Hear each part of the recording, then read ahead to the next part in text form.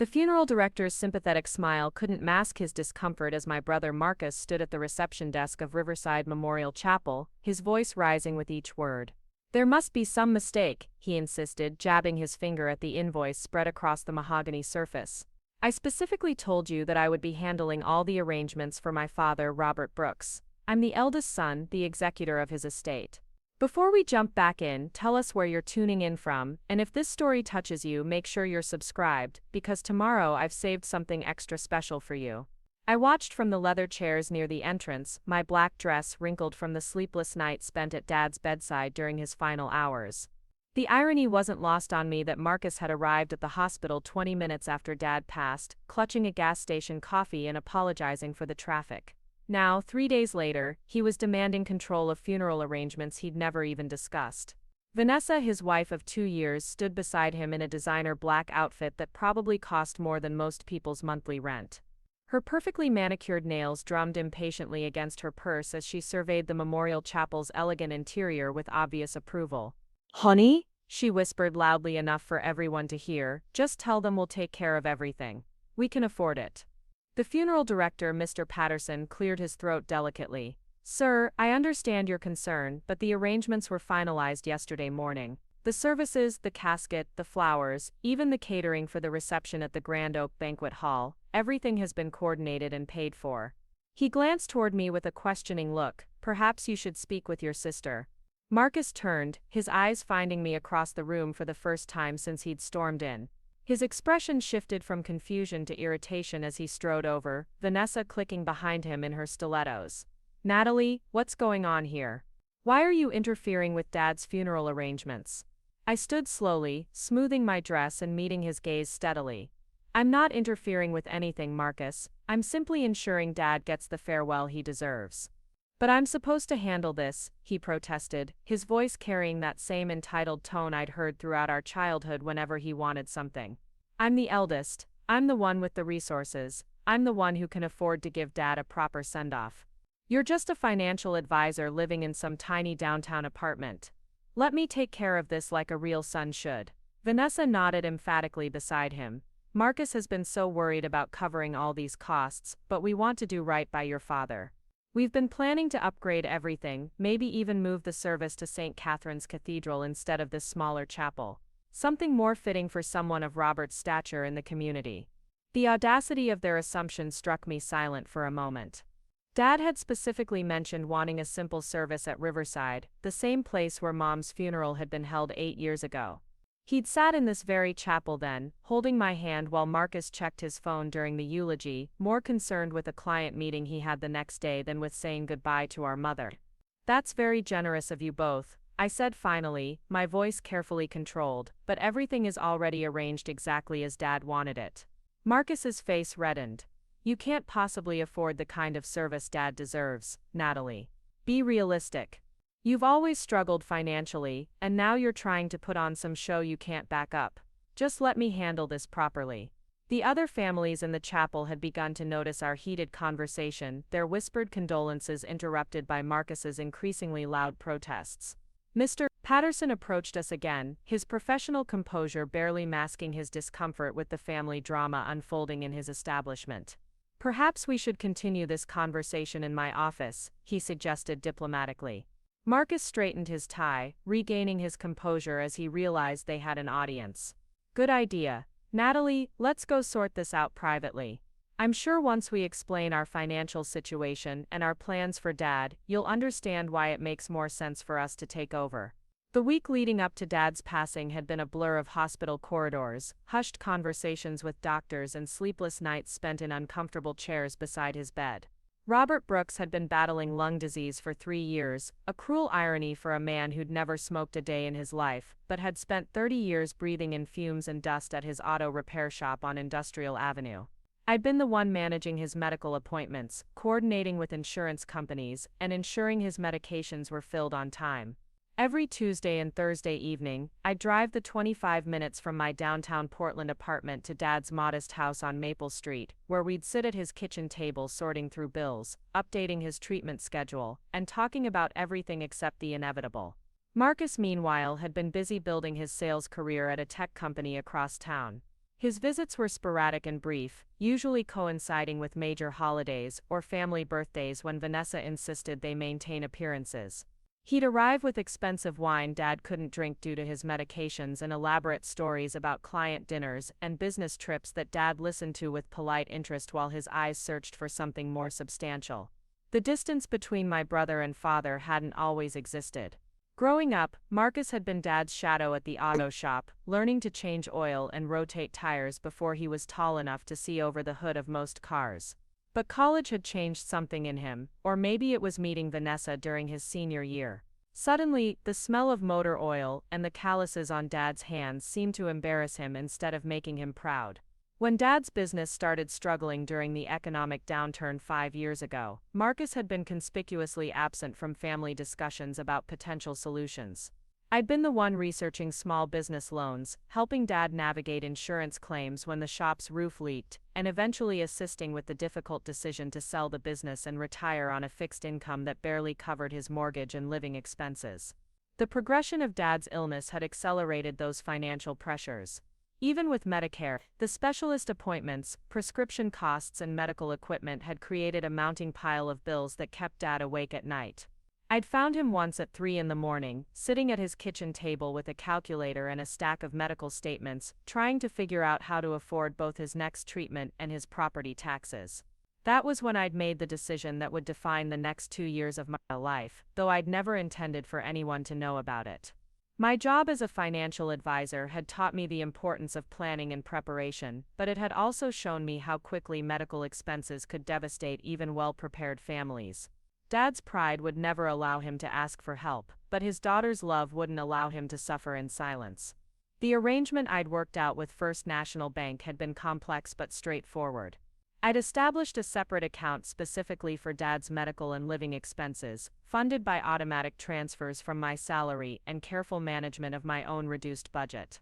The account paid his utilities, his prescription costs, his medical copays, and eventually his mortgage, when the payments became too much for his Social Security to cover. Dad never knew the source of what he believed were insurance reimbursements and community assistance programs. I'd worked with his doctor's offices and pharmacy to ensure the bills were sent directly to me, then provided Dad with statements showing minimal balances or zero costs. When he'd worried about the mortgage, I'd arranged for the bank to tell him his loan had qualified for a senior citizen assistance program that covered the payments. For 2 years, I'd lived in my small downtown apartment driving a 10-year-old Honda Civic and shopping at discount grocery stores, while my savings account steadily drained to keep Dad comfortable and dignified during his illness. I'd canceled my gym membership, stopped dining out, and found creative ways to stretch every dollar while maintaining the illusion that Dad's finances were stable. Marcus had remained blissfully unaware of any financial strain, accepting Dad's vague explanations about insurance coverage, and never asking detailed questions about how medical treatments were being funded. During his infrequent visits, he'd compliment Dad on how well he seemed to be managing despite his illness, never noticing the stack of medical bills I'd hidden in the kitchen drawer, or the fact that Dad's refrigerator was always well stocked despite his limited grocery budget. The irony of Marcus's assumption about my financial situation wasn't lost on me. While he'd been building equity in his suburban home and taking weekend trips to wine country with Vanessa, I'd been quietly sacrificing my own financial security to ensure our father's final years were comfortable. My tiny downtown apartment was indeed small, but it was a choice made from love, not limitation. The morning Dad passed away, I'd been holding his hand while he slept peacefully, his breathing finally calm after weeks of struggle. The nurse had assured me that he wasn't in pain, that the medications were keeping him comfortable. When his breathing simply stopped, there had been a moment of profound silence in the room, as if the world had paused to acknowledge the passing of a good man. Marcus had arrived at the hospital in a flurry of dramatic concern, demanding to speak with doctors and insisting on details about Dad's final hours that served no purpose except to ease his own guilt about not being there. Vanessa had remained in the hallway, apparently uncomfortable with the reality of death, while Marcus alternated between grief and anger at the situation he couldn't control or fix with money. In the hours that followed, I'd handled the immediate necessities with the same quiet efficiency that had characterized my relationship with Dad during his illness. The hospital paperwork, the notification of relatives, the initial contact with Riverside Memorial Chapel where Mom's service had been held. each task completed methodically, while Marcus made phone calls to arrange time off work, and Vanessa researched appropriate funeral attire online. By the time Marcus had begun thinking about funeral arrangements, I'd already met with Mr. Patterson to discuss Dad's specific wishes for his service. The conversations Dad and I had shared during those Tuesday and Thursday evening visits had covered more than just medical appointments and bills. We'd talked about Mom, about his regrets and his gratitude, and yes, about what he wanted when his time came. Dad had been specific about wanting a simple service at Riverside, the same chapel where he'd said goodbye to Mom. He'd wanted his favorite hymns, a reception afterward where people could share stories, and most importantly, he'd wanted everything to reflect the values he'd lived by: dignity, simplicity, and genuine care for others rather than impressive displays of wealth. I'd shared these wishes with Mr. Patterson, along with my commitment to ensure they were honored regardless of cost.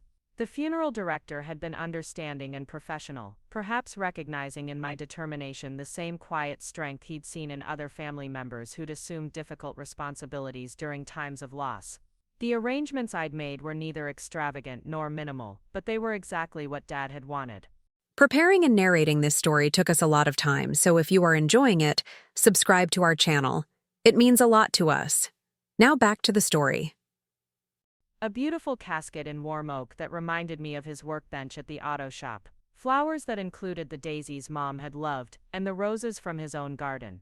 A reception at the Grand Oak Banquet Hall with food that reflected Dad's simple tastes, but would provide comfort to the friends and family who came to remember him.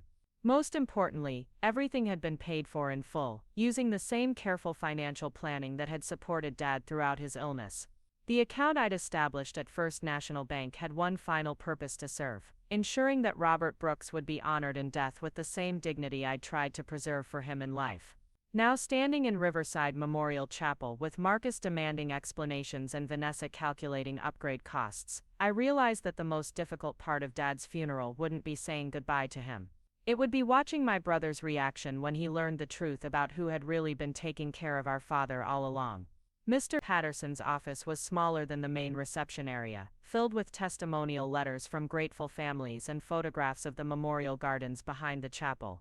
Marcus immediately took the chair closest to the desk, assuming the role of primary decision-maker, while Vanessa settled beside him with her purse clutched protectively in her lap. I chose the chair near the window, where I could see the garden where Dad had specifically requested that some of his ashes be scattered. The morning light filtered through the trees, creating patterns on the grass that reminded me of the dappled sunlight in Dad's backyard, where we'd spent countless hours during my childhood, learning to identify different tools and understanding the satisfaction of fixing things that were broken. Now then, Mr. Patterson began diplomatically, let's clarify the arrangements that are currently in place, and then we can discuss any concerns or modifications you might have. Marcus leaned forward eagerly. Right, I think there's been some confusion about who's handling the financial responsibilities here.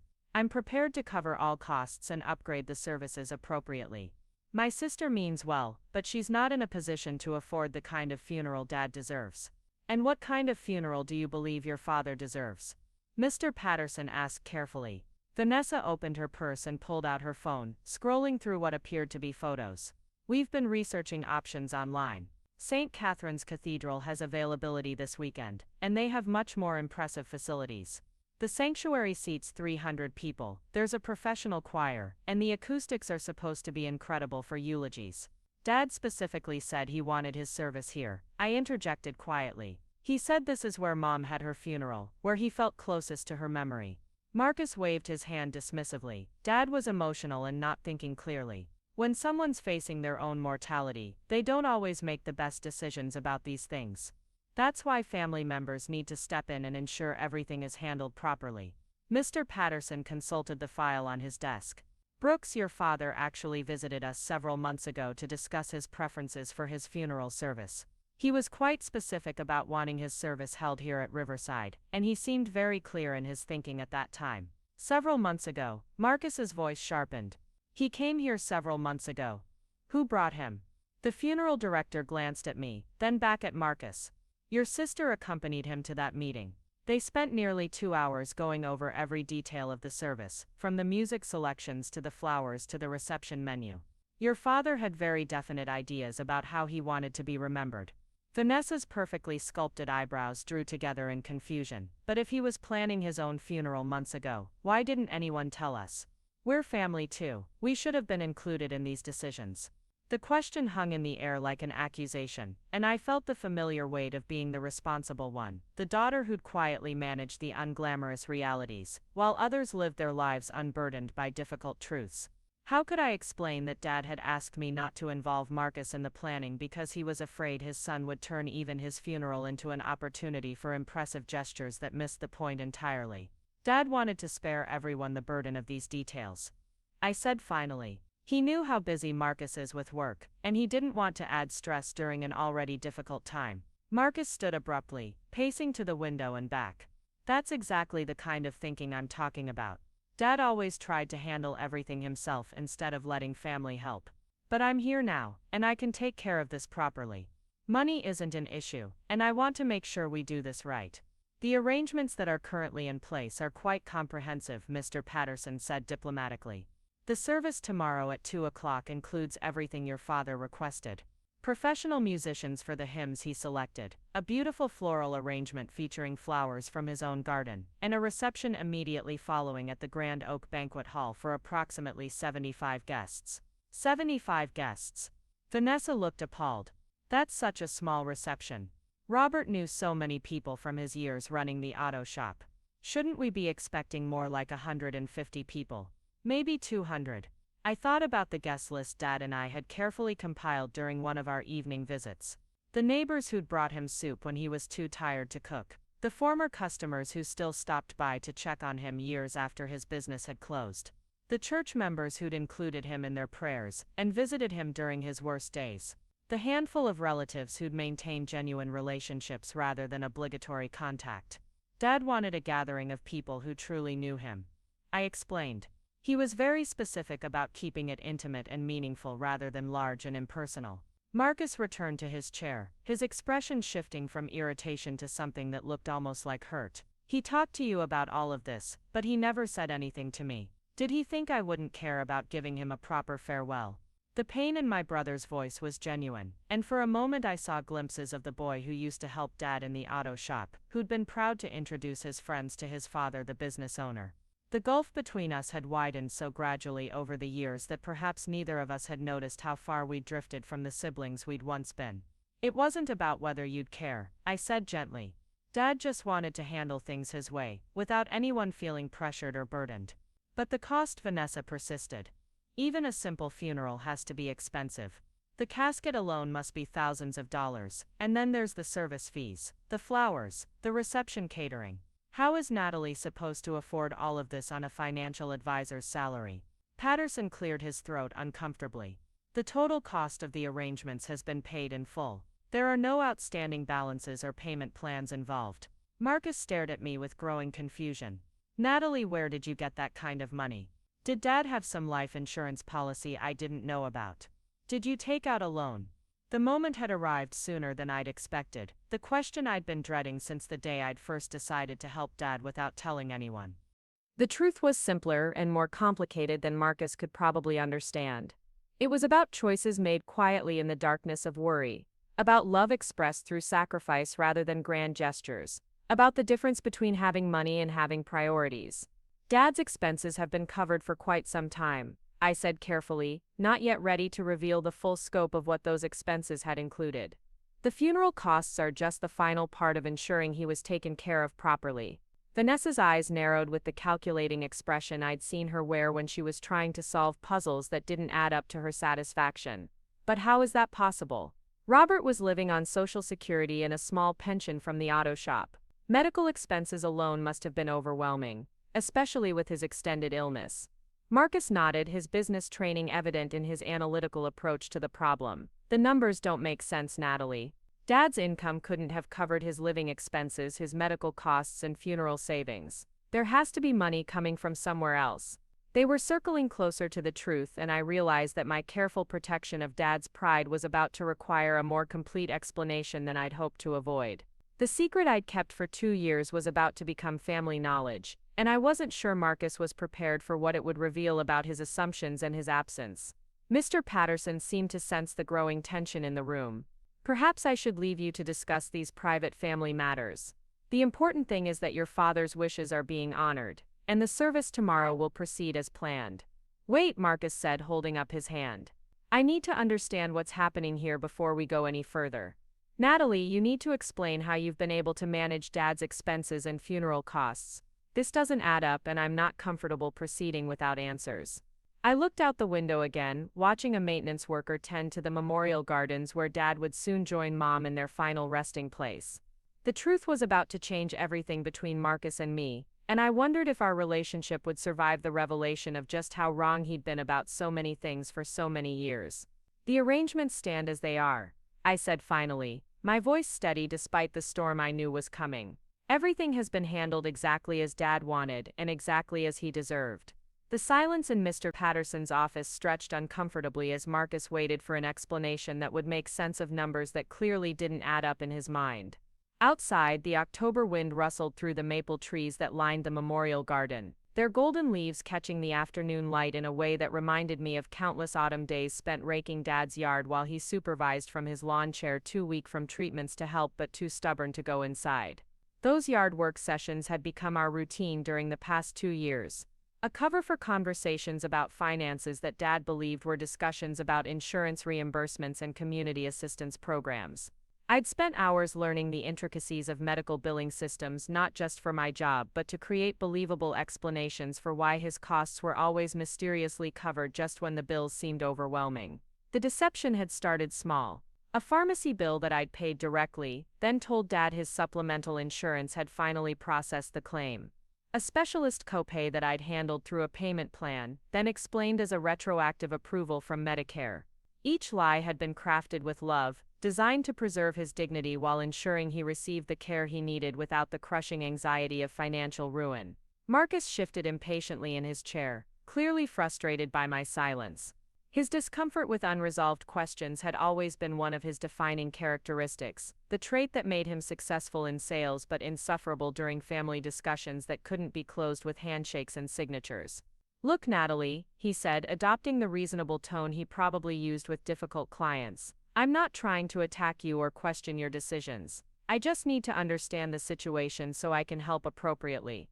If there's some financial arrangement I don't know about, or if Dad had resources I wasn't aware of, that's fine, but I can't let you struggle with costs that I'm perfectly capable of handling. Vanessa nodded supportively, her expression suggesting she'd rather be anywhere else but trapped in a funeral home office discussing money with her husband's family. Her discomfort with anything unpleasant or complicated had become obvious during the few family gatherings she'd attended, where she'd managed to excuse herself whenever conversations turned serious or emotional. Marcus is just trying to be responsible, she added. We've been saving specifically for situations like this.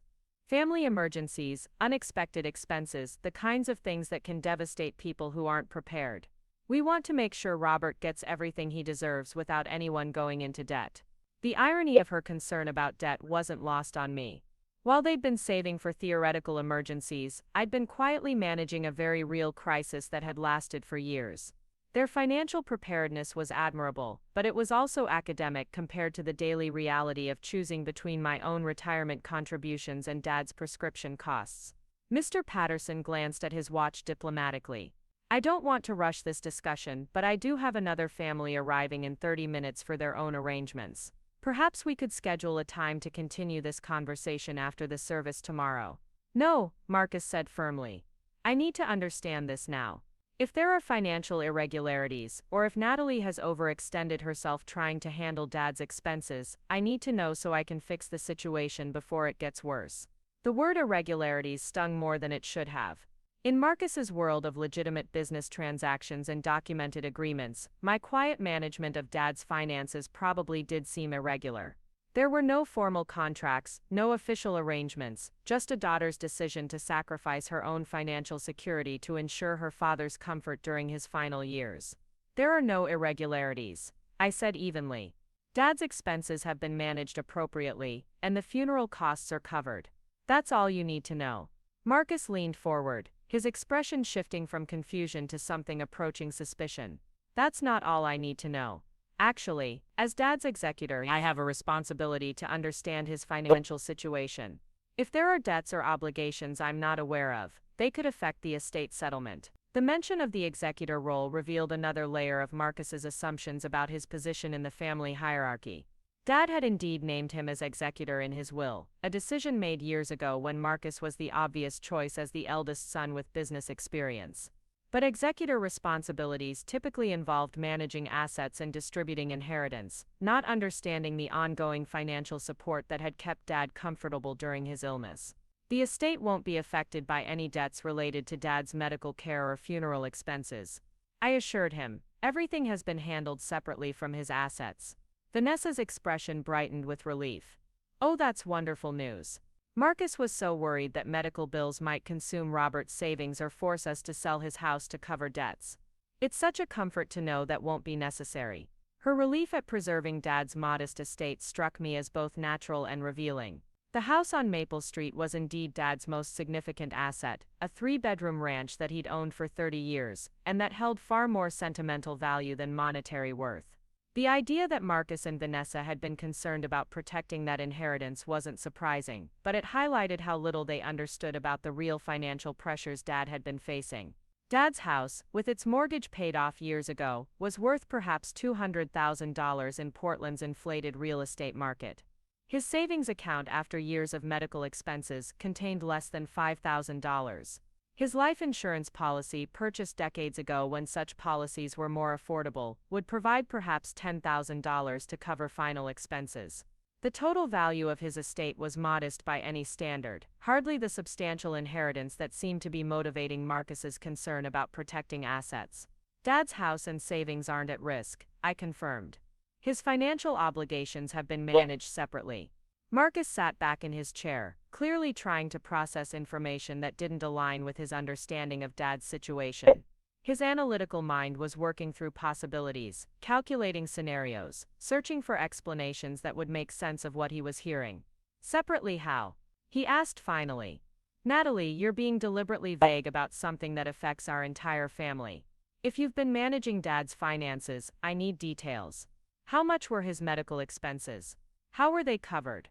Where did the money come from for his daily living costs? And most importantly, how are you affording a funeral that has to cost at least $15,000? The specific figure surprised me with its accuracy. Marcus had clearly done some research into funeral costs, probably calculating what he thought an appropriate service should cost, and comparing it to what he assumed I could afford. His estimate wasn't far from the actual total, which had indeed stretched my financial resources to their limit. Funeral costs vary widely depending on the specific arrangements. Mr. Patterson interjected tactfully. The services we've planned for your father are comprehensive but reflect his preferences for simplicity and dignity rather than elaborate displays.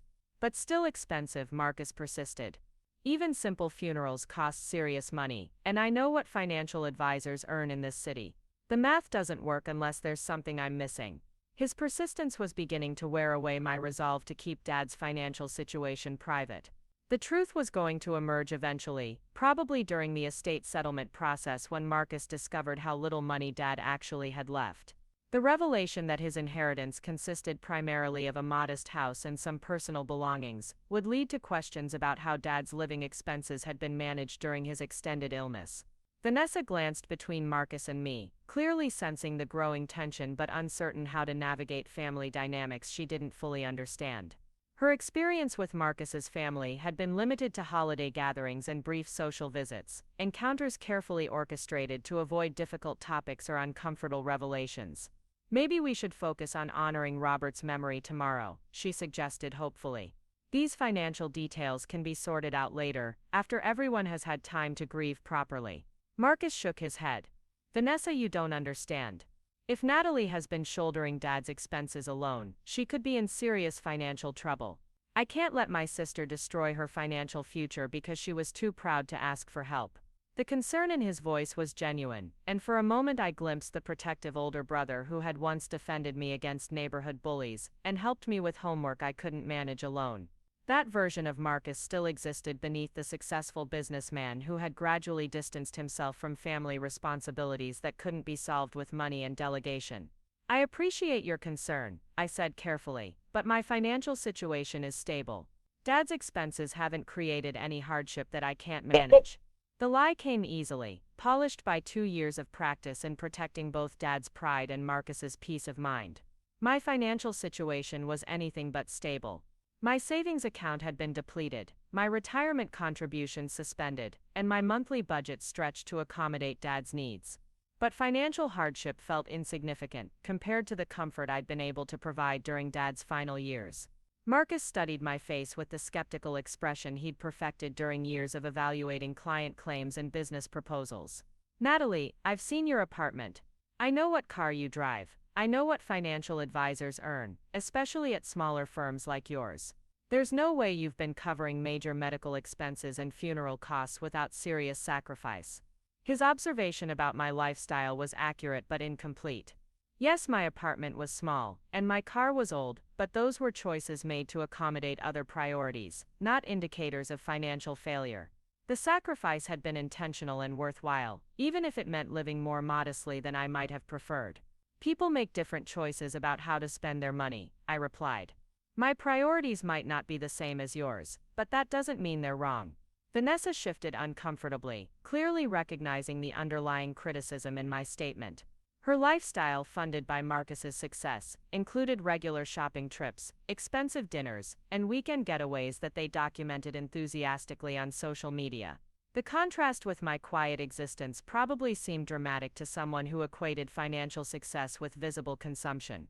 "We're not criticizing your choices," Marcus said, though his tone suggested otherwise. "We're concerned about the long-term consequences of decisions made during emotional stress. Grief can lead people to make financial commitments they can't sustain, and I don't want to see you suffer later because you tried to do too much during Dad's illness." The patronizing undertone in his explanation triggered a flash of anger that I struggled to contain. Marcus's assumption that my decisions were driven by emotion rather than careful planning revealed how little he understood about either my professional capabilities or my personal character. I'd spent years managing other people's financial crises, helping clients navigate complex situations with limited resources and competing priorities. "My decisions haven't been made during emotional stress," I said firmly.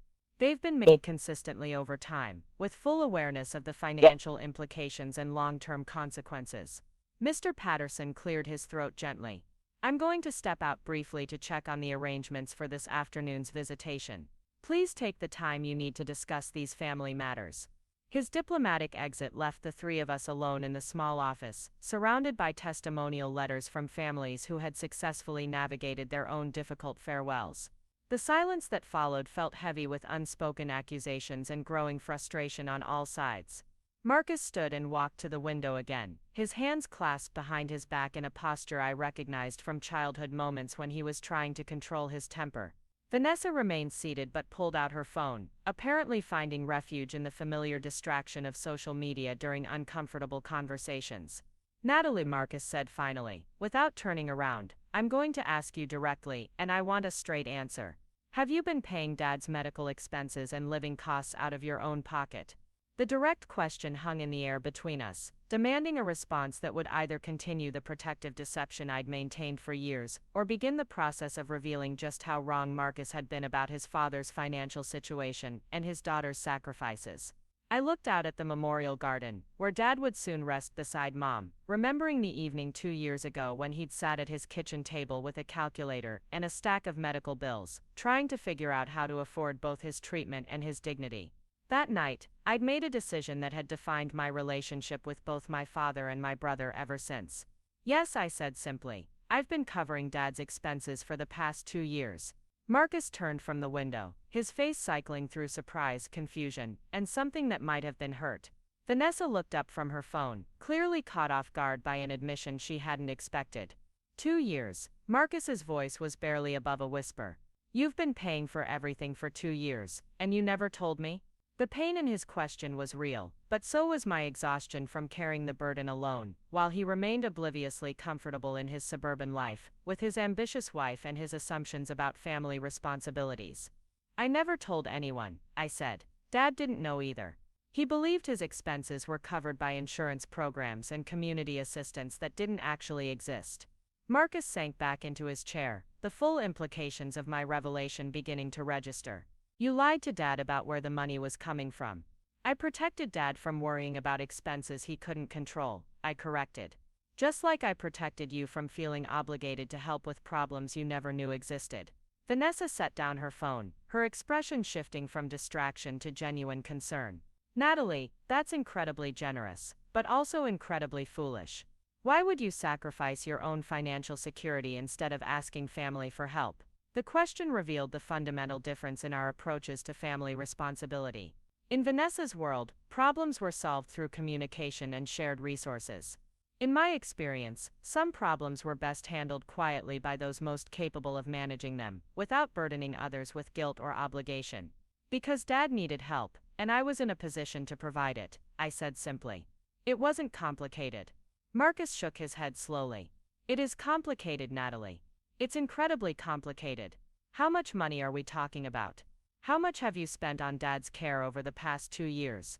The accounting Marcus wanted would reveal the true extent of my sacrifice, numbers that would probably shock him, and definitely change his understanding of both my financial situation and his own absence from Dad's life during his illness.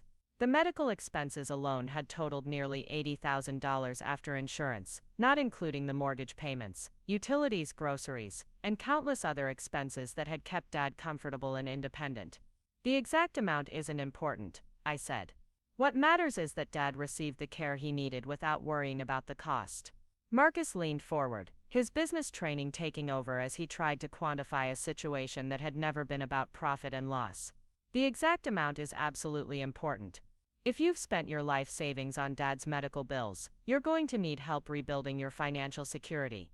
And if the amounts are as significant as I'm beginning to suspect, there are probably tax implications and legal considerations we need to address. His focus on the practical consequences of my choices was predictable, but missed the point entirely. Yes, there would be financial recovery required. Yes, my retirement planning had been derailed, but those concerns seemed trivial compared to the peace of mind I'd been able to provide during Dad's final years. I can manage my own financial recovery, I assured him. My career provides steady income, and I'm still young enough to rebuild my savings over time. Vanessa looked skeptical. But what about your retirement? Your emergency fund? What if you have your own medical crisis or lose your job? You've left yourself completely vulnerable. Her concerns were valid from a traditional financial planning perspective, but they assumed that financial security was the primary goal rather than one consideration among many.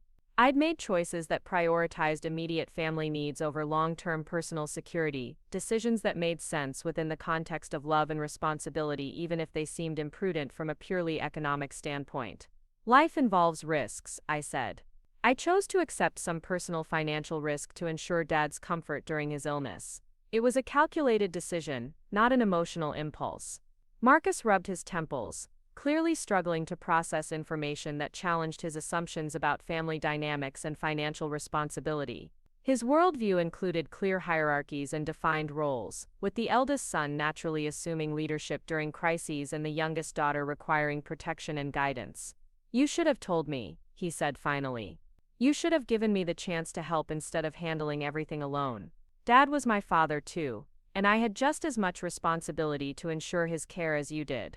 The accusation stung because it contained a grain of truth.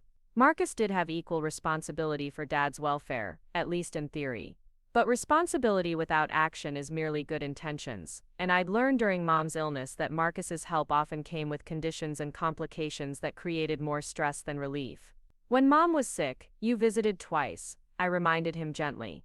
You sent flowers and made phone calls, but you weren't available for the daily reality of managing her care. I handled Dad's situation the same way I handled Mom's because experience taught me it was more effective to work alone. Marcus flinched as if I'd struck him physically. The comparison to Mom's illness was unfair but accurate, and we both knew it. His absence during our mother's final months had been explained by work obligations and geographic distance, but the pattern had established expectations for how family crises would be managed. That was different, he protested. I was traveling constantly for work, and you were already living closer to Mom and Dad.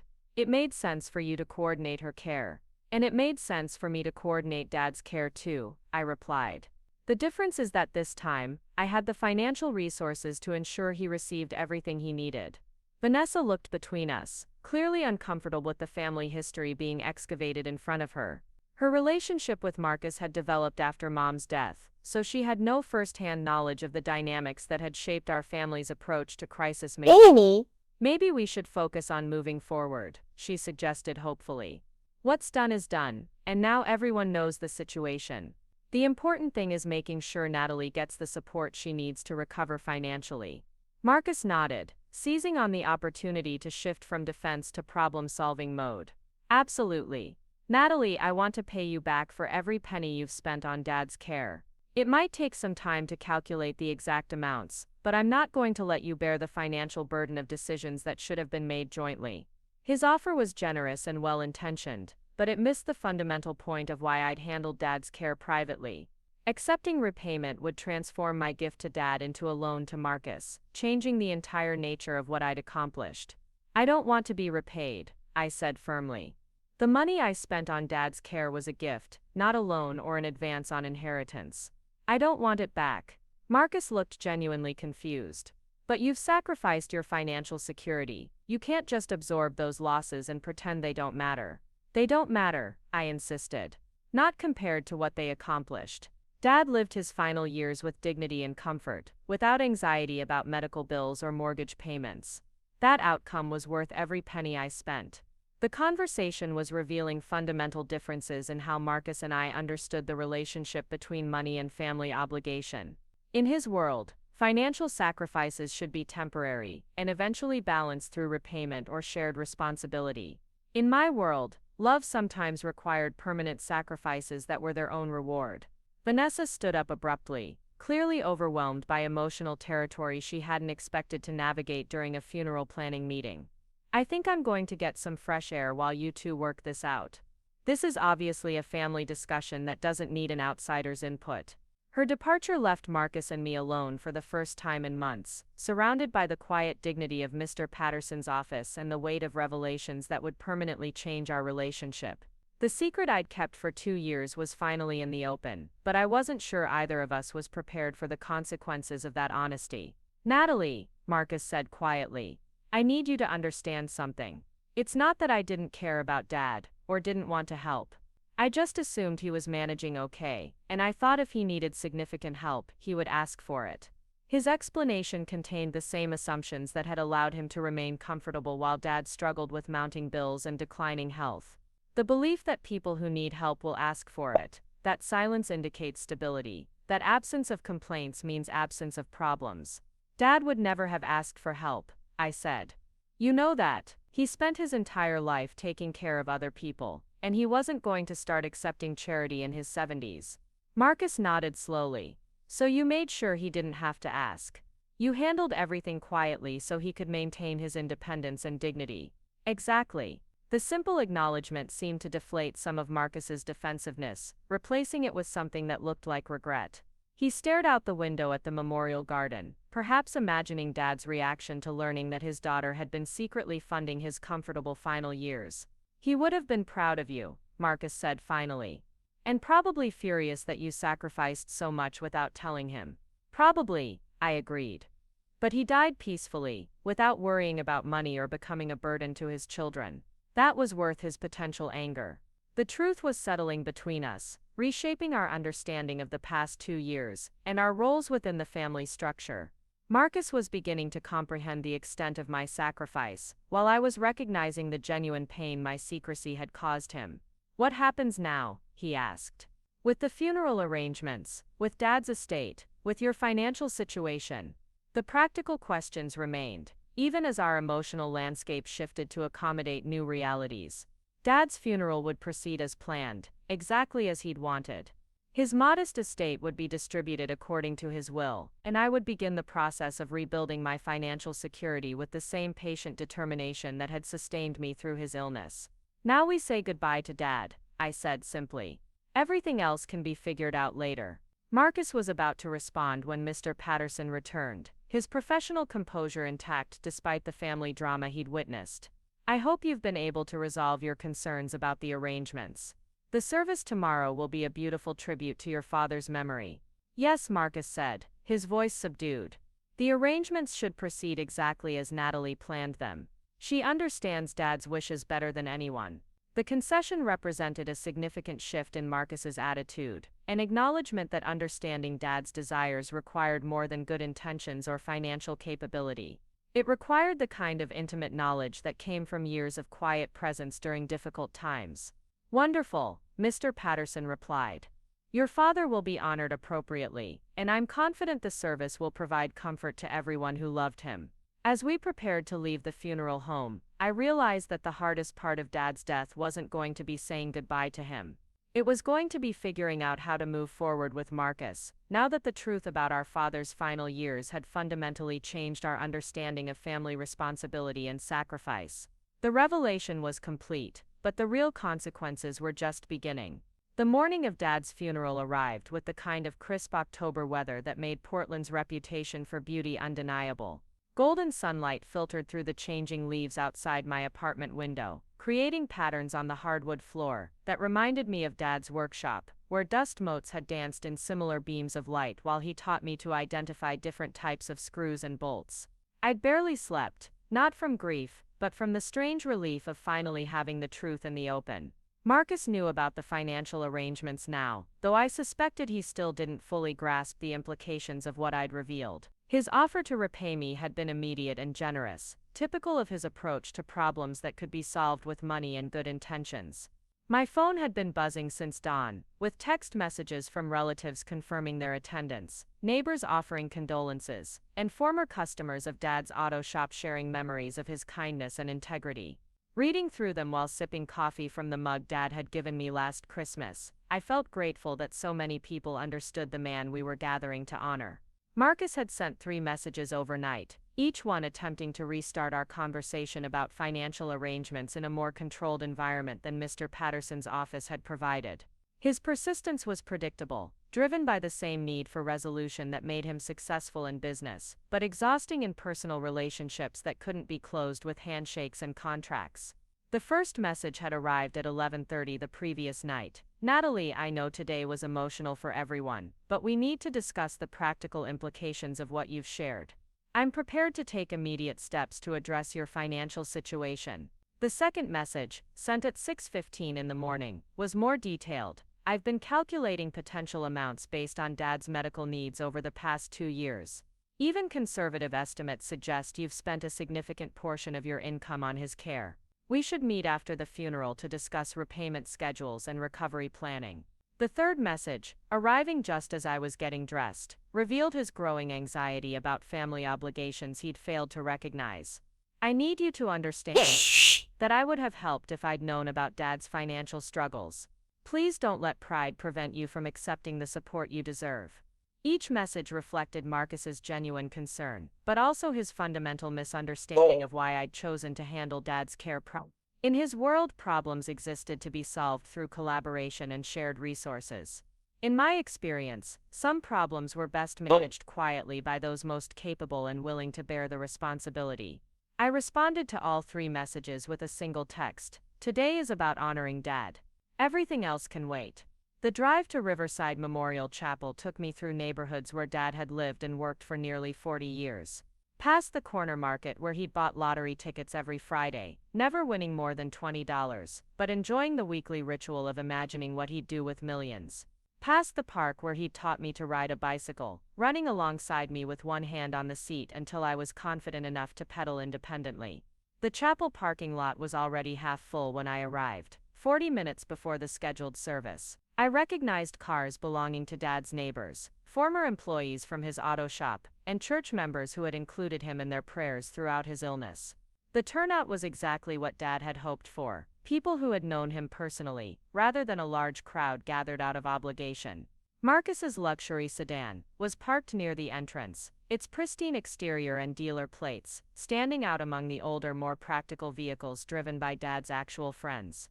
Vanessa's presence was announced by the designer handbag visible through the passenger window, positioned carefully to avoid wrinkles in what was probably a very expensive funeral outfit. Inside the chapel, Marcus was standing near the guest registry, greeting arrivals with the confident handshake and sympathetic expression he'd perfected for business functions.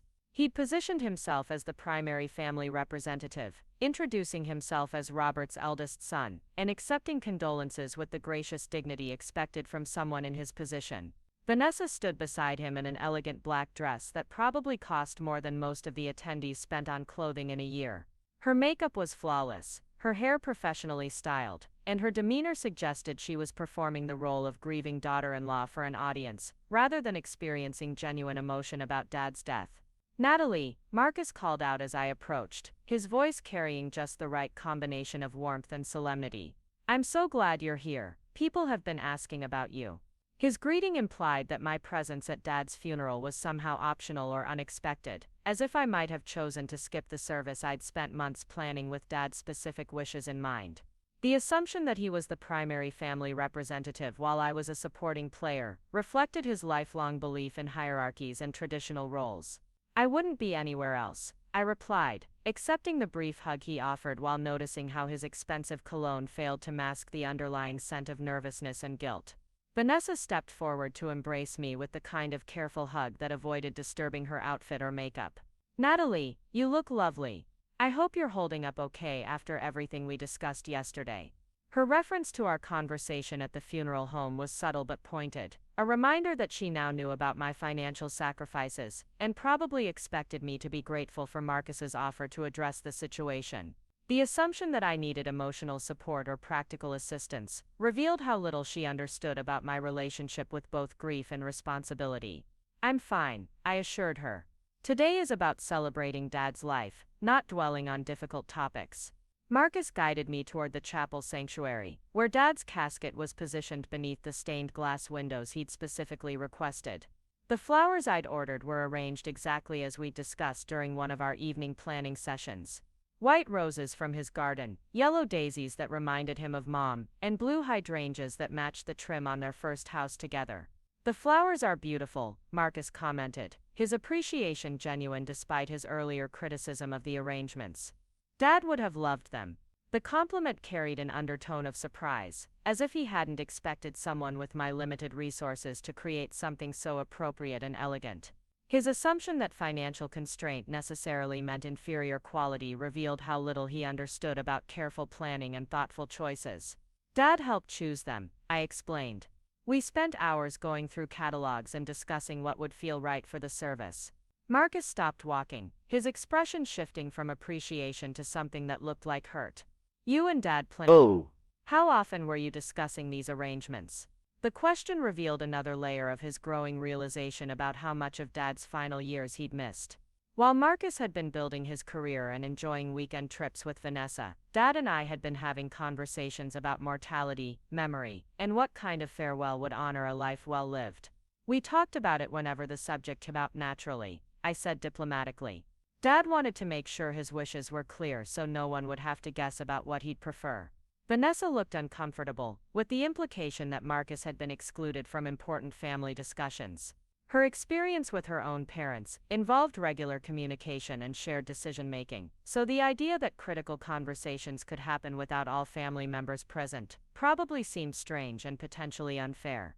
"Well, I'm grateful you were there to help him with the planning," Marcus said, though his tone suggested mixed feelings about my role in decisions he felt should have been collaborative. "The arrangements are obviously exactly what he wanted." Before I could respond, Uncle Tom appeared at my elbow, his weathered face creased with genuine grief, but also with something that looked like pride. Dad's younger brother had driven up from Eugene specifically for the service, despite his own health problems and limited finances. "Natalie, sweetheart," he said, pulling me into a hug that smelled like aftershave and peppermint candy. "I just wanted to tell you how proud your dad was of you, especially during these past couple of years. He talked about you every time we spoke on the phone." Marcus stepped closer, clearly interested in hearing what Dad had said about family members during conversations that hadn't included him. His exclusion from Dad's regular communication with extended family was another reminder of how peripheral his role had become during Dad's illness. "He was always bragging about your success at work," Uncle Tom continued, "but mostly he talked about how grateful he was for your help with all the complicated medical stuff. He said you made everything easier for him, handling all the insurance paperwork and appointment scheduling so he could focus on feeling better." The summary of Dad's gratitude was both accurate and incomplete. Dad had indeed appreciated my help with medical administration, but he'd never known the full extent of what that help had entailed. His belief that insurance and community programs were covering his expenses had allowed him to feel grateful for assistance rather than guilty about financial burden. Dad was easy to help, I said simply. He was a good patient who followed doctor's orders and never complained about treatments or restrictions. Marcus's expression suggested he was beginning to understand that my involvement in Dad's care had been far more comprehensive than he'd realized. The medical appointments, insurance coordination, and administrative support I'd provided represented hundreds of hours of unpaid work that had made Dad's illness manageable for him, but invisible to family members who weren't directly involved. "Your dad told me you never missed a doctor's appointment," Uncle Tom added. "He said you knew more about his medications than he did, and that you always asked the right questions when he forgot what he wanted to tell the doctors." Vanessa looked genuinely surprised. "You went to all of Dad's medical appointments. How did you manage that with your work schedule?" The question revealed another assumption about my life and priorities. Yes, attending Dad's appointments had required significant adjustments to my professional schedule, including early morning meetings, lunch hour consultations, and strategic use of vacation days. But those adjustments had been necessary to ensure Dad received proper care and understood his treatment options. "I made it work," I said. Dad needed an advocate during medical appointments, someone who could take notes and ask follow-up questions. It was important. Marcus was staring at me with an expression I couldn't quite interpret, something between admiration and regret. The scope of my involvement in Dad's care was becoming clear to him, detail by detail, conversation by conversation, creating a picture of devotion and sacrifice that he'd somehow missed entirely. "I had no idea you were doing all of that," he said quietly. "I thought Dad was managing his medical care independently, maybe with occasional help from neighbors or church friends." Uncle Tom chuckled, the sound containing both affection and gentle criticism. "Your dad was too proud to ask for help from anyone except Natalie, and even then, he tried to pretend he didn't need as much assistance as she provided. But he told me more than once that he couldn't have handled his illness without her." The conversation was interrupted by the arrival of Mrs. Henderson, Dad's next-door neighbor for 25 years, who approached us with tears in her eyes and a casserole dish in her hands. Her presence reminded me of countless evenings when she'd brought Dad homemade soup or sat with him on his front porch, discussing neighborhood news and sharing memories of their deceased spouses. "Natalie, dear," she said, setting down the casserole to embrace me warmly. "I just wanted you to know how much your father appreciated everything you did for him. He used to tell me that you were his guardian angel, always making sure he had everything he needed." Marcus stepped forward to introduce himself, clearly uncomfortable with being unknown to someone who had been an important part of Dad's daily life. "I'm Marcus, Robert's eldest son. I don't think we've met, Mrs." Henderson's polite smile couldn't quite hide her confusion about why she wouldn't have encountered Dad's eldest son during the years she'd been checking on him regularly. Her expression suggested she was trying to reconcile Marcus's obvious importance to himself with his apparent absence from Dad's actual life. "Oh, of course," she said diplomatically. "Your father mentioned you lived across town and were very busy with work. It's nice to finally meet you." The gentle criticism embedded in her response was probably unintentional, but it highlighted the difference between family members who were present during Dad's illness and those who maintained emotional distance while assuming others were handling practical responsibilities. Vanessa filled the awkward silence by complimenting Mrs. Henderson's casserole dish and asking about the recipe, steering the conversation toward safer territory that didn't involve family dynamics or unspoken judgments about caregiving responsibilities. "Your father was such a good man, Mrs. Henderson continued, addressing me directly. Even when he was feeling terrible from treatments, he always asked about my arthritis and remembered to inquire about my grandchildren. He never let his own problems make him selfish or bitter." The description captured Dad's essential character perfectly. Throughout his illness, he'd remained focused on other people's welfare, asking about my work stress, Uncle Tom's diabetes management, and Mrs. Henderson's family news. His concern for others had persisted even when his own health was failing, a testament to the values that had guided his entire life. "He was worried about being a burden," I added. "He never wanted his illness to create problems for anyone else." Marcus's face tightened with what looked like pain or regret. Dad's concern about being a burden was exactly the kind of worry that could have been alleviated by more family involvement, but only if family members had been present enough to recognize and address those fears. "He wasn't a burden to anyone," Mrs. Henderson said firmly. "He was a blessing to everyone who knew him right up until the end." Her certainty was comforting, but I wondered if Dad had truly believed that his illness hadn't created hardship for the people who cared about him. My careful management of his finances had been designed to ensure he never felt like a burden, but I couldn't be certain that my deception had been completely successful. The chapel was filling steadily as more of Dad's friends and acquaintances arrived for the service. I recognized faces from his auto shop days, church members who had visited him during his illness, and neighbors who had maintained genuine friendships long after they'd stopped needing automotive repairs. Marcus moved through the crowd with practiced ease, introducing himself and accepting condolences with appropriate gravity. His comfort in social situations was genuine, and he clearly cared about representing the family appropriately during this public goodbye to Dad. But his interactions felt somewhat performative, lacking the personal connections that characterized conversations between Dad's friends and the family members who had been present during his illness. Natalie called a voice from near the chapel entrance. I turned to see Dr. Martinez, Dad's oncologist, approaching with his wife. His presence surprised me, since doctors rarely attended patients' funerals, but his genuine affection for Dad had been obvious throughout the treatment process. Dr. Martinez, I said, genuinely pleased to see him. Thank you so much for coming. Dad would be touched that you're here. The doctor shook my hand warmly, his expression reflecting both professional sympathy and personal grief. Your father was one of my favorite patients. He approached his illness with such dignity and grace, and he never stopped expressing gratitude for the care he received. Marcus appeared beside us, clearly interested in hearing professional perspective on Dad's medical treatment and curious about aspects of his father's care that he hadn't witnessed directly. His introduction to Dr. Martinez was friendly, but carried an undertone of authority, as if he wanted to establish his position as the primary family representative. I'm Marcus Brooks, Robert's eldest son, he said, shaking the doctor's hand firmly. I want to thank you for everything you did for my father. I know he received excellent care under your supervision. Dr. Martinez nodded politely, but his attention remained focused on me as he continued speaking.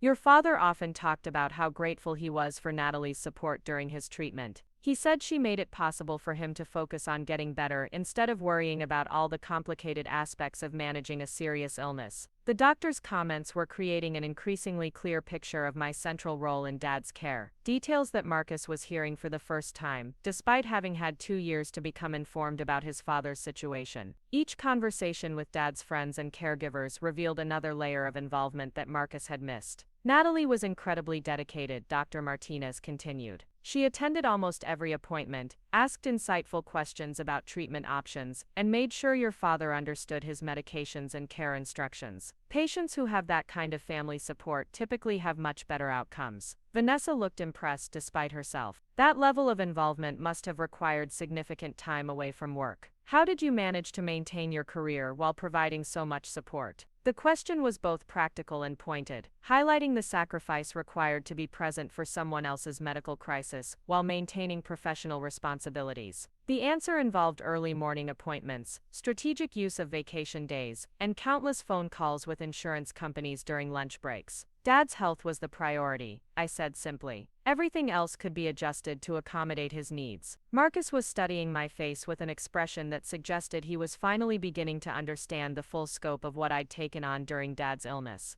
The medical advocacy, insurance coordination, and appointment management represented a part-time job that I'd performed without compensation while maintaining my regular career responsibilities. Robert was lucky to have such devoted family support, Dr. Martinez concluded. It made a real difference in his quality of life during treatment. The conversation was interrupted by Mr. Patterson's gentle announcement that the service would begin in 10 minutes. Family members were invited to take their seats in the front rows, while other guests found places throughout the chapel. The moment had arrived to transition from social gathering to formal farewell. Marcus guided Vanessa toward the front of the chapel, assuming his position as the eldest son and primary mourner. I followed behind them, carrying the small bag containing the personal items Dad had specifically requested for his funeral. Mom's wedding ring, which he'd worn on a chain around his neck since her death, and the worn leather Bible his own father had given him 40 years ago. The chapel was nearly full, with people standing along the back wall when all the seats were occupied.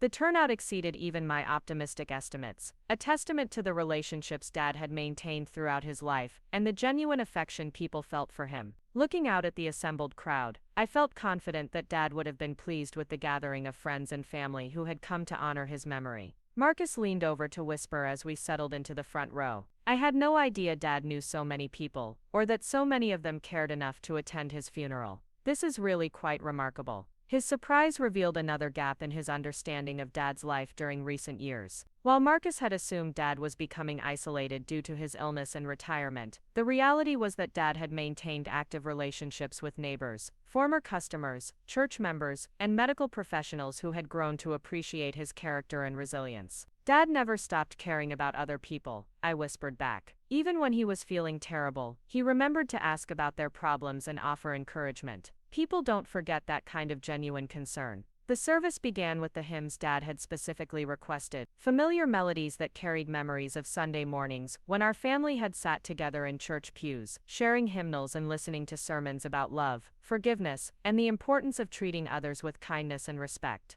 As the congregation sang Amazing Grace, I could hear Dad's voice in my memory, slightly off-key but enthusiastic, believing deeply in the message of redemption and grace that had guided his approach to life's challenges and disappointments. The song had particular significance because Dad had requested it specifically for Mom's funeral, wanting the same music to mark both of their farewells. The pastor's eulogy captured Dad's essential character beautifully, describing his dedication to family, his integrity in business relationships, and his ability to find reasons for gratitude even during difficult circumstances. The words painted a picture of a man who had lived according to his values and maintained his dignity throughout both success and struggle. During the eulogy, I noticed Marcus wiping his eyes with a handkerchief, his grief genuine despite his limited presence during Dad's final years. Whatever regrets he carried about missed opportunities or unspoken words, his love for Dad was real, and his pain at losing him was authentic. When the pastor invited family members to share memories, Marcus stood immediately, clearly prepared to speak on behalf of the family. His eulogy was eloquent and heartfelt, describing Dad as a role model who had taught him the importance of hard work, integrity, and treating people with respect regardless of their social or economic status. My father lived his values every day, Marcus concluded, his voice strong despite his emotional state. He showed us that true success isn't measured by wealth or status, but by the positive impact you have on other people's lives. He was successful by every measure that actually matters. The tribute was beautiful and sincere, even though it glossed over the complicated dynamics that had characterized Marcus's relationship with Dad during recent years. Perhaps that was appropriate for a funeral eulogy, focusing on idealized memories, rather than acknowledging the difficult realities that had marked their final interactions. When Marcus returned to his seat, he squeezed my hand briefly, a gesture that seemed to acknowledge both his gratitude for my presence and his growing understanding of the role I'd played in Dad's final years. The touch was warm and genuine, suggesting that our relationship might be entering a new phase, defined by honesty rather than assumptions. The service concluded with a final hymn, and Mr. Patterson's invitation for everyone to join the family at the Grand Oak Banquet Hall for a reception celebrating Dad's life. As people began filing out of the chapel, several approached our front row to offer personal condolences and share brief memories of their relationships with Dad. "Your father was one of the finest men I ever knew," said Bill Morrison, who had worked alongside Dad at the auto shop for 15 years. "He treated every customer fairly, and never tried to sell anyone repairs they didn't actually need."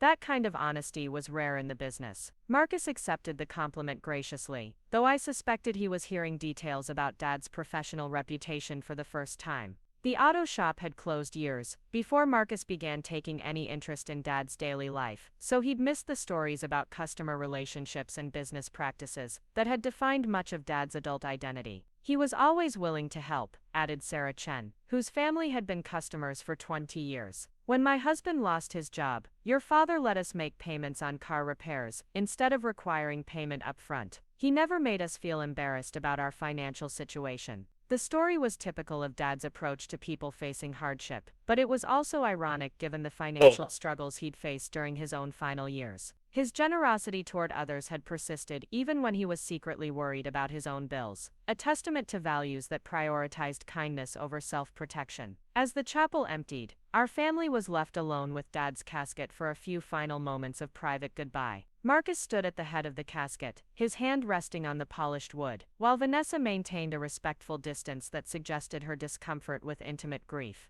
"I'm sorry, Dad," Marcus whispered, his voice barely audible. "I'm sorry I wasn't there when you needed me most. I thought you were okay, and I should have checked more carefully." The apology was heartbreaking in its honesty and regret, revealing a man who was finally understanding the consequences of assumptions and distance. Marcus's grief was complicated by guilt, the recognition that opportunities for connection and support had been missed forever. I touched his shoulder gently, offering comfort without judgment. Whatever mistakes had been made, whatever opportunities had been missed, this moment was about love and loss, rather than regret and recrimination. Dad wouldn't have wanted his death to become a source of additional pain for either of his children. He knew you loved him, I said quietly. That's what mattered most to him. Marcus nodded, though his expression suggested he wasn't entirely convinced that love without presence was sufficient. The reality was more complicated than either simple forgiveness or complete guilt, involving questions about family responsibility and the different ways people express care during difficult circumstances. As we prepared to leave the chapel for the reception, I realized that Dad's funeral was accomplishing something he probably hadn't intended when we'd planned it together. The service was forcing Marcus to confront the reality of relationships he'd neglected and sacrifices he'd failed to recognize, creating the foundation for conversations that should have happened years earlier.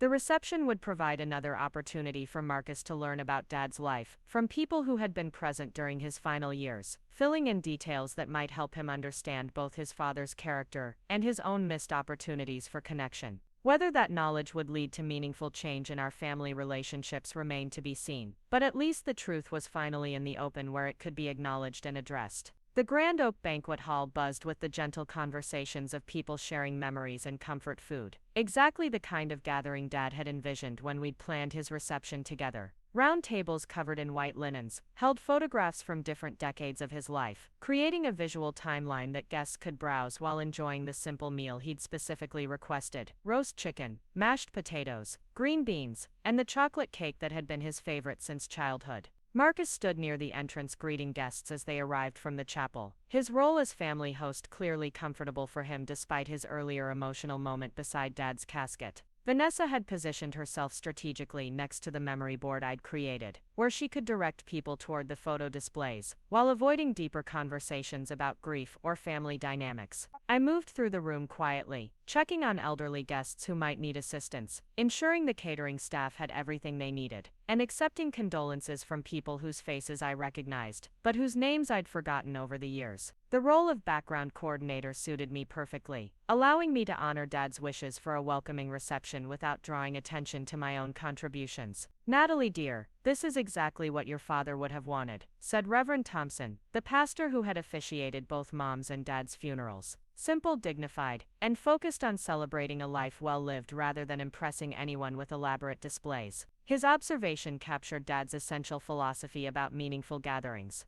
Throughout his life, Dad had preferred intimate dinners with close friends, over large parties, family barbecues over fancy restaurants, and genuine conversation over small talk designed to fill awkward silences. The reception reflected those values perfectly. Dad was very specific about wanting people to feel comfortable and welcome, I replied. He wanted everyone to have a chance to share stories and connect with each other. Marcus appeared at my elbow, having overheard our conversation with the Reverend. His expression suggested curiosity about yet another aspect of Dad's final wishes that had been communicated to me rather than discussed with the entire family. "Reverend Thompson," Marcus said, extending his hand warmly. "Thank you for the beautiful service. Your eulogy captured Dad's character perfectly." The pastor shook Marcus's hand with genuine warmth. "Your father was a remarkable man. I had the privilege of visiting with him regularly during his illness, and I was constantly impressed by his grace under difficult circumstances." Marcus's smile faltered slightly. "You visited Dad regularly during his illness. I wasn't aware that he was receiving pastoral care on a consistent basis." Reverend Thompson glanced between Marcus and me, clearly sensing family dynamics he didn't fully understand. "Oh yes, Natalie arranged for me to visit every few weeks. She was concerned that your father might be feeling isolated or struggling spiritually with his diagnosis." The revelation was another piece of information that highlighted my central role in managing Dad's emotional and spiritual welfare during his illness. While Marcus had assumed Dad was handling his medical crisis independently, the reality was that I'd been coordinating support systems designed to address every aspect of his well-being. "That was very thoughtful," Marcus said carefully, his tone suggesting he was beginning to recognize a pattern of involvement that went far beyond what he'd previously understood. "I'm grateful that Dad had that spiritual support during such a difficult time." Vanessa joined our conversation, carrying a plate of food and looking slightly overwhelmed by the number of people who seemed to know intimate details about Dad's life that were news to her husband. Her designer funeral attire looked somewhat out of place among the practical clothing worn by Dad's actual friends and neighbors. "This is quite a turnout," she commented. "I had no idea Robert had maintained so many close relationships, especially during his illness when I assumed he was becoming more isolated." Reverend Thompson smiled gently. Robert was never isolated. Between Natalie's regular visits, the church members who checked on him, his neighbors who brought meals, and his medical team who genuinely cared about his welfare, he had a strong support network throughout his illness. The pastor's summary of Dad's support network was creating an increasingly clear picture of a man who had been surrounded by care and attention, none of which Marcus had been aware of or involved in. Each conversation revealed another layer of community that had developed around Dad during his final years. "I should have been more involved," Marcus said quietly, his admission carrying genuine regret. "I thought Dad was managing well on his own, and I didn't realize how much support he actually needed or was receiving." Before Reverend Thompson could respond, we were interrupted by the arrival of Elena Rodriguez, Dad's physical therapist, who approached our group with tears in her eyes and a small wrapped package in her hands. Her presence surprised me, since I hadn't expected medical professionals to attend the reception, but her genuine affection for Dad had been obvious during their weekly sessions. "Natalie," Elena said, embracing me warmly. "I couldn't leave without thanking you for everything you made possible for your father. The consistency of his care, the way his medical team could focus on treatment instead of worrying about insurance complications, the dignity he maintained throughout his illness. None of that would have been possible without your behind-the-scenes work." Marcus stepped forward, clearly interested in hearing more details about Dad's medical care from yet another professional who seemed to know more about the situation than he did. His introduction carried a hint of defensiveness, as if he needed to establish his importance despite his obvious absence from Dad's treatment process. "I'm Marcus, Robert's eldest son," he said, shaking Elena's hand firmly. "I appreciate everything you did to help my father maintain his mobility and independence during his illness."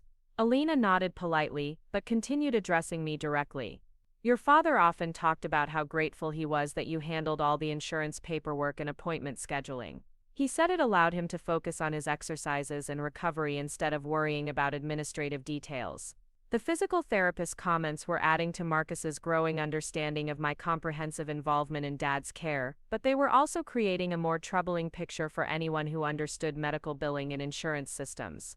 Dad's gratitude for my handling of insurance paperwork suggested he hadn't been aware of the true financial complexity of his treatment. "Insurance can be incredibly complicated," Vanessa commented. "Even healthy people struggle to understand their coverage and benefits. I can only imagine how overwhelming it would be for someone dealing with a serious illness." Elena handed me the small package she'd been carrying. "This is something your father made during one of our sessions. He said he wanted to give it to the person who had done the most to help him, but he was too embarrassed to present it directly." Inside the wrapping was a small wooden plaque Dad had carved during his physical therapy sessions, featuring the words "Guardian Angel" in his careful handwriting. The gift was simple but deeply meaningful, representing hours of work during sessions designed to maintain his hand strength and dexterity. "He called you his guardian angel," Elena continued. "He said you appeared whenever he needed help, solved problems he didn't even know existed, and made his life easier without ever making him feel like a burden." The description of Dad's gratitude was both touching and heartbreaking, revealing a man who had recognized the care he was receiving but hadn't understood its true source or cost. His belief that I was simply coordinating existing resources rather than providing them personally had allowed him to accept help without guilt. Marcus was staring at the wooden plaque with an expression that seemed to combine admiration, regret, and something that might have been jealousy. The tangible evidence of Dad's appreciation for my care highlighted the depth of relationship Marcus had missed during his father's final years. "That's beautiful," he said quietly. "Dad was always good with his hands. I'm glad he was able to continue woodworking even during his illness."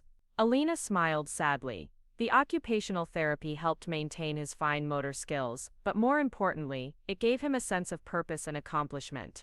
Creating something meaningful with his hands reminded him that his illness didn't define his entire identity. The conversation was interrupted by loud laughter from across the room, where a group of Dad's former employees had gathered around Bill Morrison, who was apparently telling stories about Dad's legendary patience with difficult customers.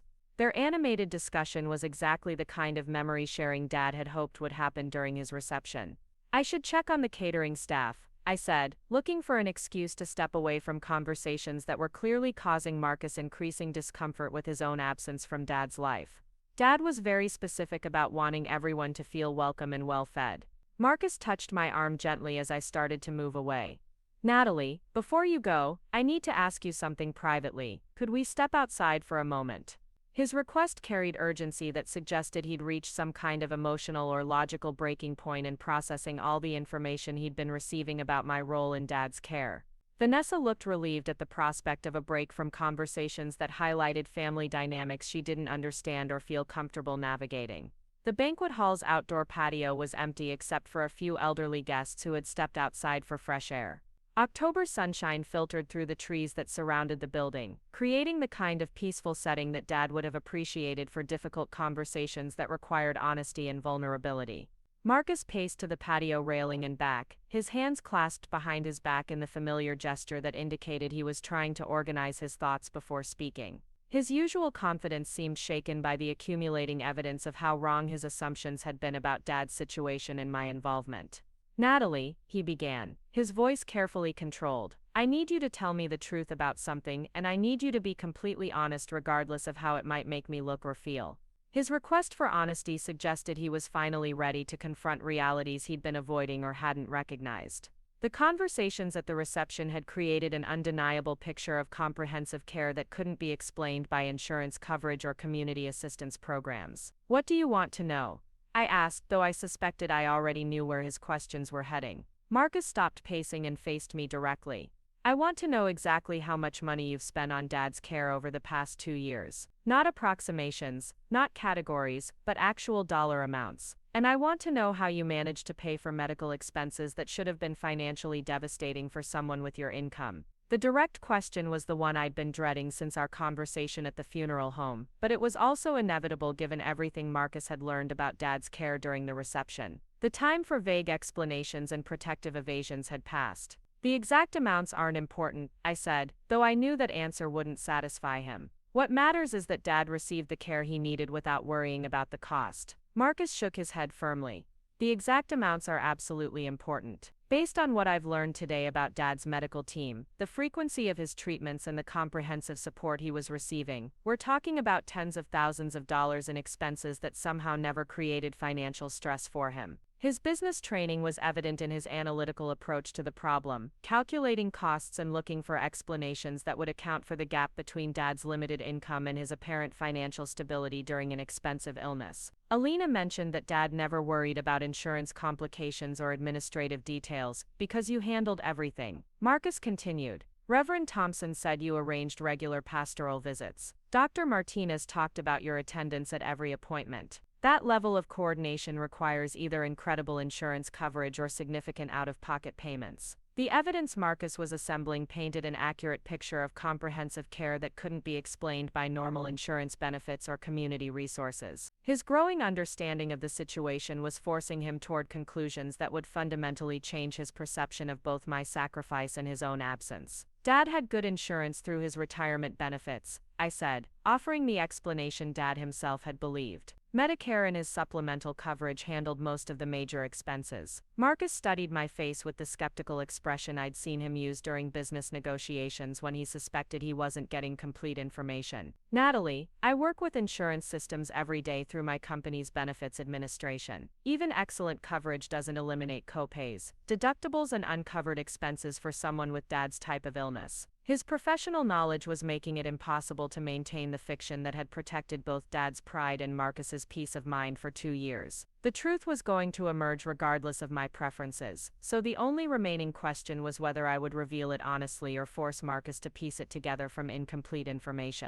"You're right," I admitted. "Insurance didn't cover everything." Marcus leaned against the patio railing, his expression shifting from suspicion to something that looked like dread. "How much of everything? How much did you pay out of your own pocket for Dad's medical care?" The question hung between us like a challenge, demanding the specific information that would reveal the true extent of my financial sacrifice and his ignorance about his father's situation. The number was larger than Marcus probably expected, representing not just medical expenses but mortgage payments, utilities, groceries, and countless other costs that had kept Dad comfortable during his illness, including medical expenses, living costs, and the funeral arrangements, I said carefully. Approximately $120,000 over the past 2 years. Marcus's face went completely white. He gripped the patio railing as if he needed physical support to remain standing, his expression cycling through shock, disbelief, and something that might have been horror at the implications of what I'd revealed. $120,000, he repeated slowly, as if saying the number aloud might help him process its magnitude. You spent $120,000 of your own money on Dad's care, and you never told anyone. The sum represented most of my savings, accumulated over years of careful financial planning and conservative spending. It was money I'd intended for my own retirement, my own emergencies, my own future security. But it had seemed far more important to ensure Dad's comfort than to preserve my personal financial goals. Dad needed help, and I was able to provide it, I said simply. The money served its purpose. Marcus pushed away from the railing and began pacing again, his agitation obvious as he tried to comprehend both the scale of my sacrifice and the implications for my financial future. Natalie, that's not just generous, it's financially suicidal. You've destroyed your retirement savings, eliminated your emergency fund, and probably compromised your ability to handle your own future medical expenses. His analysis was accurate but missed the point entirely. Yes, my financial security had been compromised. Yes, my retirement planning had been derailed, but those concerns seemed abstract compared to the concrete reality of Dad's needs during his illness. I can rebuild my savings over time, I assured him. I'm still young enough to recover financially, and my career provides steady income. Marcus stopped pacing and stared at me with an expression that combined admiration, frustration, and something that looked like guilt. You shouldn't have to rebuild anything. You should never have been put in a position where you felt responsible for shouldering Dad's entire financial burden alone. His criticism contained an implicit acknowledgement that he should have been involved in Dad's care, sharing both the practical responsibilities and the financial costs. But acknowledgement after the fact couldn't change the reality of decisions made during crisis situations when help wasn't available or offered. I wasn't put in any position, I corrected. I chose to help Dad because I was capable of doing so, and because he needed assistance. It was my decision, made freely and without coercion. Marcus resumed his pacing, clearly struggling to reconcile my explanation with his understanding of normal family dynamics and financial responsibility. But why didn't you tell me about Dad's financial problems? Why didn't you ask for help before spending your entire savings on his care? The question revealed his fundamental misunderstanding of both Dad's character and my own motivations. Asking for help would have required admitting that Dad couldn't afford his medical care, destroying his dignity and creating family tension that would have made his illness even more stressful. Because Dad would have been humiliated if he'd known his medical expenses were creating financial hardship for anyone, I explained. He spent his entire life taking care of other people, and he wasn't going to start accepting charity in his 70s. Marcus nodded slowly, beginning to understand the emotional complexity that had surrounded Dad's care. So you created elaborate fiction about insurance coverage and community assistance to allow him to accept help without feeling like a burden. Exactly. Dad died believing his medical expenses were manageable, and his financial situation was stable. He never worried about creating debt or becoming a burden to his family. That peace of mind was worth every penny I spent. The explanation seemed to deflate Marcus's agitation, replacing it with something that looked like profound sadness. He sank into one of the patio chairs, his head in his hands, the weight of realization finally settling over him. I failed him, he said quietly. I failed both of you. While you were sacrificing everything to keep Dad comfortable and dignified, I was completely oblivious to the crisis you were both facing. His recognition of failure was both accurate and painful to witness. Yes, he had failed to recognize Dad's needs or my sacrifice, but his failure had been one of attention and assumption rather than malice or indifference. You didn't know Dad was struggling financially, I said gently. He was very good at hiding his problems, and I was very good at helping him maintain that fiction. Marcus looked up at me with tears in his eyes. But I should have known, I should have been paying attention, I should have been involved enough in Dad's life to recognize when he needed help. His guilt was genuine and heartbreaking, but it was also unproductive. Dad was gone, the financial crisis had been managed, and the only remaining question was how our family would move forward with new understanding of past mistakes and missed opportunities. What matters now is that Dad received excellent care and died peacefully, I said. Everything else is just details that can't be changed. Marcus shook his head firmly. Everything else is not just details. You've sacrificed your financial future for our father's care, and I'm not going to let you pretend that doesn't matter. I'm going to pay you back every penny you spent, plus interest, plus compensation for the opportunities you missed because of reduced income. His offer was generous, but missed the fundamental point of why I'd chosen to help Dad privately. Accepting repayment would transform my gift into a loan, changing the entire nature of what I'd accomplished and undermining the values that had motivated my sacrifice. I don't want repayment, I said firmly. The money I spent on Dad's care was a gift, not a loan. I don't want it back, and I won't accept it if you try to force it on me. Marcus stood up abruptly, his expression shifting from grief to frustration. Natalie, you can't just absorb a $120,000 loss and pretend it doesn't affect your future. You're being incredibly stubborn about something that could seriously impact your quality of life for decades. His concern was practical and well-intentioned, but it reflected values that prioritized financial security over family obligation. In his world, money was a resource to be preserved and invested rather than a tool for expressing love and ensuring others' welfare. My quality of life isn't determined solely by my bank account balance, I replied. The satisfaction of knowing Dad received excellent care without stress or worry is worth more than any amount of money I could have saved for my own future. Marcus stared at me as if I were speaking a foreign language, clearly unable to comprehend how anyone could prioritize family welfare over personal financial security. His worldview included clear boundaries between individual responsibility and family obligation, concepts that had guided his own decisions about involvement in Dad's care. That's incredibly noble, he said finally, but it's also incredibly naive. What happens when you have your own medical crisis? What happens when you're ready to retire, but don't have adequate savings? What happens when you need help and there's no one available to sacrifice their financial security for your welfare? His questions were valid from a practical standpoint, highlighting real risks that my choices had created for my own future. But they assumed that financial security was the primary goal, rather than one consideration among many. And they ignored the possibility that some decisions were worth making regardless of their personal cost. Those are problems I'll address when and if they arise, I said. I can't live my life in fear of hypothetical future crises, and I can't make decisions based solely on protecting my own interests. Our conversation was interrupted by Vanessa's appearance on the patio, her expression suggesting she'd been looking for us and was concerned about the length of our private discussion. Her timing was probably intentional, designed to rescue Marcus from family dynamics that made her uncomfortable. I'm sorry to interrupt, she said carefully, but people are starting to ask about you both. I think some guests are preparing to leave, and they want to say goodbye properly. Marcus nodded, wiping his eyes and attempting to compose himself for the public role he needed to resume inside the banquet hall. But his expression suggested our conversation was far from over, that the revelations about my financial sacrifice had created new questions and obligations he wasn't prepared to ignore. We should go back inside, he agreed. But Natalie, this discussion isn't finished. We have serious issues to resolve about your financial situation, and my responsibilities as Dad's executor and your brother. His declaration carried the same determination that had made him successful in business, but family relationships couldn't be resolved through negotiation and compromise the way business problems could be addressed. Some situations required acceptance rather than solutions, understanding rather than action. As we returned to the banquet hall, I realized that the hardest part of Dad's funeral wasn't going to be saying goodbye to him. It was going to be managing Marcus's guilt, and his insistence on fixing problems that I didn't consider problems, addressing needs I didn't actually have, and accepting help I didn't want or require. The reception was winding down, with elderly guests beginning to collect their coats and express final condolences before making their way home. The conversations had been exactly what Dad had hoped for, genuine sharing of memories, comfort provided and received, and connection strengthened through shared grief and celebration of a life well lived.